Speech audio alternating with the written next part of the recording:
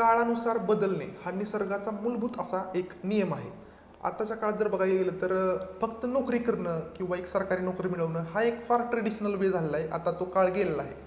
काळानुसार बदललं पाहिजे. म्हणजे काय केलं पाहिजे, सेल्फ एम्प्लॉयमेंट आहे, सोशल मीडियामध्ये काम करणं आहे, ऑनलाईन वर्क्स आहेत किंवा बिझनेस, असे 2-4 ऑप्शन आहेत.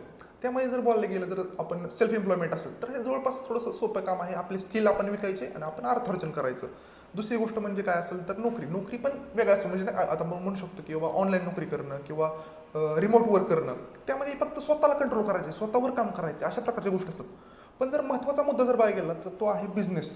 बिझनेसमध्ये स्वतःलाही कंट्रोल करायचं असतं, स्वतःवरही काम करायचं असतं, बिझनेसवरही काम करायचं असतं, लोकांनाही हँडल करायचं असतं, भरपूर सारा संघर्ष करायला लागतो.